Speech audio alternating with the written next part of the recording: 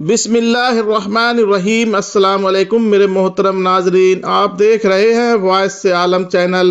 میرے محترم ناظرین، اس ویڈیو کو مکمل طریقے سے سمجھنے کے لیے اسے آخر تک ضرور دیکھیں اور ہمارے چینل کو سبسکرائب کرنا بالکل ہی نہ بھولیں اور پاس میں دیے گئے بیل آئیکن کو بھی دبا دیں تاکہ ہماری آنے والے ویڈیو کی نوٹیفیکیشن بآسانی آپ لوگوں تک پہنچتی رہے۔ میرے محترم ناظرین اور میرے پیارے دوستو، یہ واقعہ ملک ایران کا شہر اصفہان کا ہے جو کبھی اپنے نیلے نقش و نگار کی وجہ سے مشہور ہوتا تھا۔ یہ بہت پرانے زمانے کی بات ہے۔ اسی شہر اصفہان میں ایک رنگ ساز رہتا تھا جسے لوگ خواجہ رنگ ساز کہتے تھے۔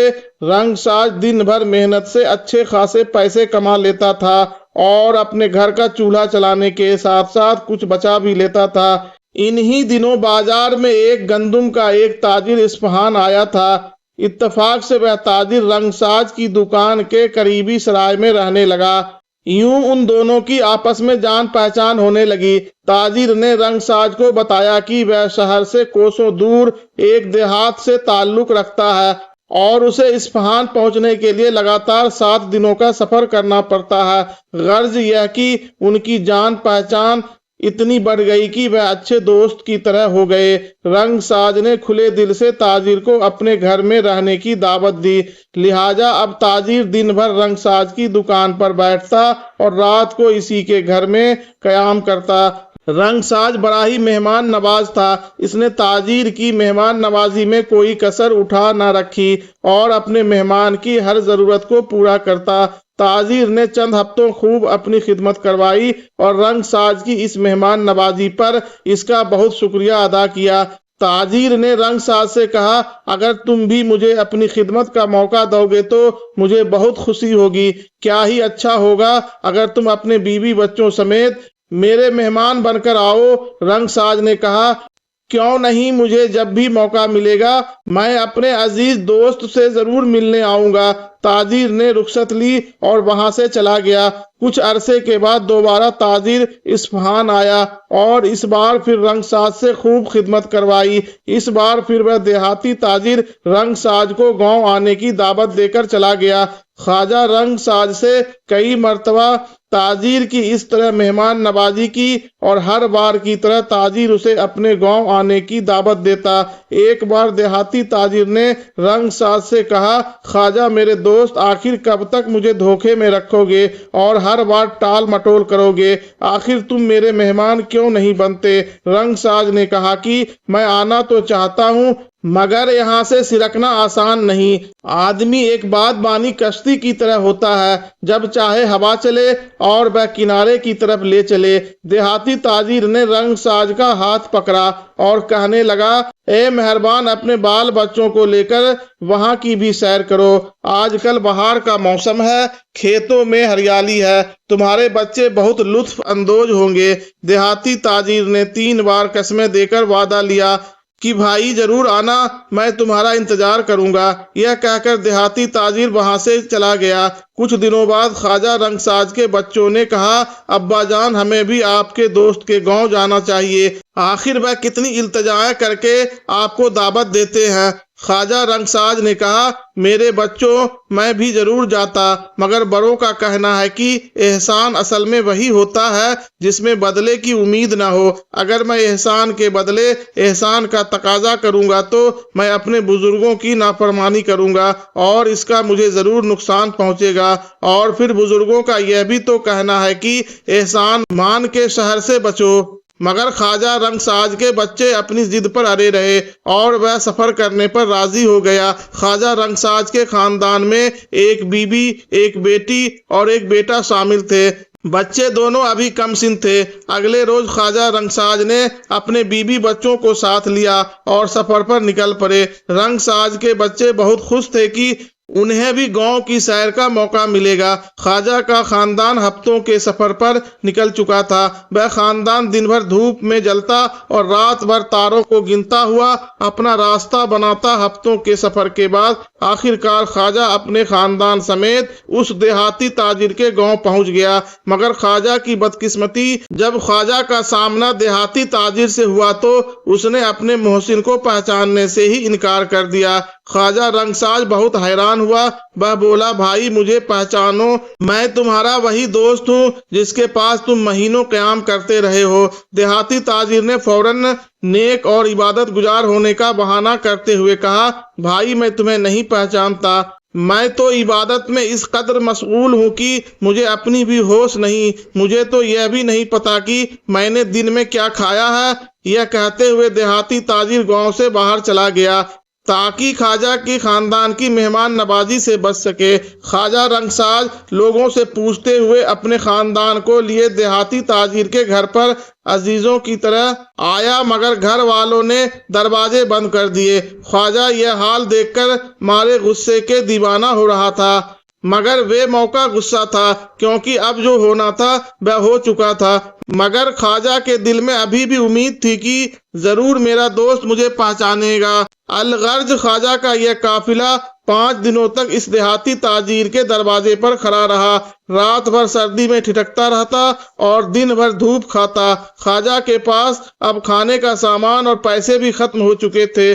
اکثر ایسا ہی ہوتا ہے کہ شریف لوگ کنجوسوں کے دست نگر ہو جاتے ہیں۔ خواجہ کا بھی یہی حال تھا۔ جب بھی وہ اپنے احسان فراموش دوست کو دیکھتا تو اسے دور سے سلام کرتا اور اسے یاد دلانے کی کوشش کرتا کہ میں تمہارا فلاں دوست خواجہ ہوں، مگر دیہاتی تاجر اسے دور سے ہی سلام کا جواب دے کر پہچاننے سے انکار کر دیتا اور کہتا کہ میں آپ کو نہیں پہچانتا، میں تو عبادت اور ادائے فرض میں ایسا محب ہوں کہ اپنی بھی سدھ بدھ نہیں، بلکہ مجھے یہ بھی خبر نہیں کہ زندہ ہوں یا مردہ ہوں۔ خواجہ نے کہا کہ میرے لیے یہ وقت قیامت سے کم نہیں جس میں بھائی بھائی سے دور بھاگے گا۔ اس نے اپنی گزری ہوئی خدمت یاد دلائی اور کہا کہ میں وہی ہوں جس کے دسترخوان پر تم نے کیا کیا نعمتیں کھائی۔ رات کو آرام دہ بستر ملا، مگر دیہاتی تاجر یہ کہتا کہ یہ کیا بک رہے ہو، نہ میں تجھے جانتا ہوں اور نہ ہی تیری مہمان نوازی کی مجھے کوئی خبر ہے۔ خدا کی کرنی ایسی ہوئی کہ اگلی رات طوفانی بارش شروع ہو گئی۔ خواجہ کا خاندان بیچارہ بارش میں بھیگنا شروع ہو گیا۔ جب خواجہ نے بیوی بچوں کو یہ حالت دیکھی تو زور زور سے دیہاتی کے دروازے کو بجانا شروع کر دیا۔ نوکر نے دروازہ کھولا تو خواجہ نے کہا، اپنے سرکار کو بلاؤ۔ جب خواجہ خوب رویا دھویا تو ظالم دیہاتی دروازے پر آیا۔ دیہاتی بولا، آخر تم چاہتے کیا ہو؟ خواجہ بولا، میں نے مہمان نوازی کے سب حقوق معاف کیے، جو کچھ میں سمجھا تھا اس میں بھی باز آیا۔ ذرا میری اور میرے بچوں کی یہ حالت دیکھو، دھوپ اور سردی میں یہ 5 دن ہم پر 50 برس کے برابر گزرے۔ اب بارش کی سختی کی وجہ سے مجھ سے میری بیوی بچوں کا یہ حال دیکھی نہیں جا رہی۔ میں تم سے التجا کرتا ہوں، یا تو تم ہمیں قتل کر دو، میں نے تمہیں اپنا خون معاف کیا، یا پھر بارش سے بچنے کے لیے اپنے گھر کا ایک گوشہ ہمیں آج رات کے لیے دے دو۔ خدا بند تعالیٰ روز قیامت تمہیں اس کا اجر دے گا۔ میں وعدہ کرتا ہوں کہ چاہے مجھے تمہارے گاؤں میں ہاتھ ہی کیوں نہ پھیلانا پڑے، میں جیسے تیسے کر کے زیادہ رائے اکٹھا کروں گا اور کل یہاں سے چلا جاؤں گا۔ اتنا کہنے کے بعد خواجہ زار و قطار رونے لگا۔ دیہاتی براہ پتھر دل تھا، مگر جب اس نے سوچا کہ کل خواجہ سے اس کی جان چھوٹ جائے گی تو اس نے کہا، اچھا وہ سامنے ہمارا باغبان رہتا ہے، وہ بھیڑیوں سے ہماری حفاظت کرتا ہے، اور آج رات ہمارا باغبان بیمار ہے، ہم تمہیں تیر کمان دیں گے اور آج رات تم ہماری بھیڑیوں سے حفاظت کرنا۔ اگر منظور ہے اور تم میری یہ خدمت بجا لا سکتے ہو تو یہ جگہ آج رات کے لیے حاضر ہے، ورنہ کوئی اور جگہ تلاش کرو۔ خواجہ نے کہا، کیوں نہیں جناب، اس طرح کی 100 اور خدمت بجا لا سکتا ہوں، لائیے وہ تیر کمان مجھے دیں، آج رات میں آپ کے مویشیوں اور انگوروں کی پاسبان کروں گا، اور اگر بھیڑیے کی بھن بھی پڑ جائے تو اسے سیدھا سر پر تیر ماروں گا۔ دیہاتی بولا، بہت خوب، مگر باغبان سے پوچھ لینا کہ کون کون سے کہاں بندے ہیں، کیونکہ میں تو خدا کی یاد میں اتنا مشغول رہتا ہوں کہ مجھے اپنی بھی ہوش نہیں۔ مجھے تو اپنے مویشیوں کا بھی اندازہ نہیں کہ کتنے ہیں اور کون سے ہیں۔ خواجہ نے تیر کمان لیا اور اپنے خاندان کو باغ کے اس کونے میں لے گیا جہاں ایک چھوٹی سی خستہ حال کال کوٹری تھی۔ کسی حد تک بارش سے بچنا ممکن تھی۔ خواجہ بال بچوں سمیت وہاں جا گھسا۔ جگہ اس قدر تنگ تھی کہ ادھر ادھر کھسکنے کی بھی گنجائش نہ تھی اور برساتی پانی بھی وہاں پہنچ رہا تھا، مگر پھر بھی سب کے سب ٹڈیوں کی طرح ایک پر ایک سما گئے۔ خواجہ اپنے دل میں بار بار یہی کہہ رہا تھا، اے خدا، جو چاپلوس سے دوستی کرے اور احسان فراموش کے ساتھ شرافت سے پیش آئے، یقیناً اس کی ایسا ہی سزا بنتی ہے جو اس وقت مجھے مل رہی ہے۔ بہرحال وہ تیر کمان ہاتھ میں لیے پاسبانی کرتا رہا۔ ادھر کال کوٹری میں ہر مچھر اور پسو بھیڑیا بنا ہوا تھا اور زخم پر زخم لگا رہا تھا۔ اسی آسنا میں جھاڑیوں میں کچھ ہلچل ہوئی۔ خواجہ سمجھ گیا کہ اب تیر چلانے کا وقت آ گیا ہے، لہٰذا اس نے تیر کمان کو نشانے کے لیے تیار کر لیا۔ جیسے ہی جھاڑیوں میں مزید ہلچل ہوئی، خواجہ نے ایسا نشانہ لگایا کہ وہ جانور الٹ کر وہیں گر گیا اور ایک بلند چیخ کے ساتھ وہیں ڈھیر ہو گیا۔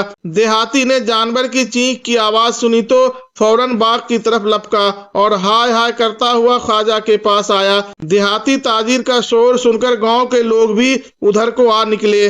دیہاتی بولا، اے لوگو، اس نامعقول نے میرے بچڑے کو مار دیا ہے۔ خواجہ بولا، نہیں جناب، وہ تو بھیڑیا ہے جو گھات لگا کر چھپا ہوا تھا، میں نے موقع پاتے ہی اس کا کام تمام کر دیا۔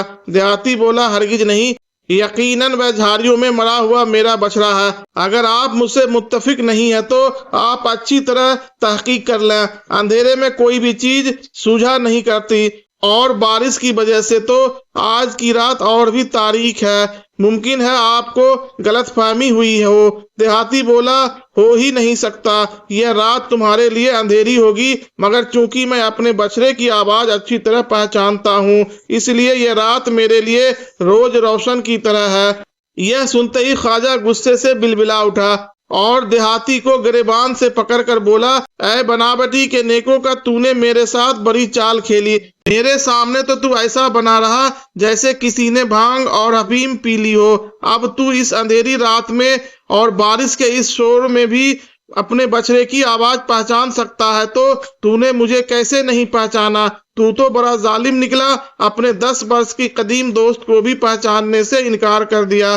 تم نے اس مہمان نوازی کی بھی لاج نہیں رکھی۔ تم تو کہتے تھے کہ مجھے اپنی بھی خبر نہیں، میرے دل میں تو سوائے خدا کے کچھ نہیں۔ تم نے تو یہاں تک کہہ دیا کہ جو کل کھایا وہ بھی یاد نہیں۔ تو فقیری کی بڑی برکے مارتا تھا اور عاشقانہ خدا کی سی باتیں کرتا تھا۔ اب غیرت خدا نے تیری آزمائش کر دی ہے، تجھے تیرے بچڑے کی آواز نے رسوا کر دیا اور تیری بے خودی کا راز فاش کر دیا۔ خدا دھوکے اور فریب کو اسی طرح رسوا کرتا ہے اور بھاگے ہوئے شکار کو اسی طرح گرفت میں لیتا ہے۔ گاؤں والوں نے جب یہ سارا ماجرا دیکھا تو سب کے سب اس دیہاتی کو برا بھلا کہنے لگے اور سب گاؤں والوں نے خواجہ سے شرمندہ ہو کر معافی مانگی۔ اگلے روز گاؤں کے بڑوں نے فیصلہ کیا کہ یہ دیہاتی تاجر کو گاؤں سے بے دخل کر دیا جائے۔ چنانچہ انہوں نے تاجر کو گاؤں سے باہر نکال دیا اور خواجہ اور اس کے خاندان کو حفاظت اصفہان پہنچا دیا۔ دوستو، یہ کہانی آپ کو کیسی لگی؟ اسے کمنٹ سیکشن میں اپنی رائے کا اظہار ضرور کیجیے گا اور ہمارے چینل کو لائک اور سبسکرائب ضرور کیجیے گا اور ہمارے اس ویڈیو کو زیادہ سے زیادہ اپنے دوستوں اور رشتہ داروں میں شیئر کریے گا تاکہ ان لوگوں تک ہماری اگلی آنے والے ویڈیو کی نوٹیفیکیشن بآسانی پہنچ سکے۔ السلام علیکم، اللہ حافظ۔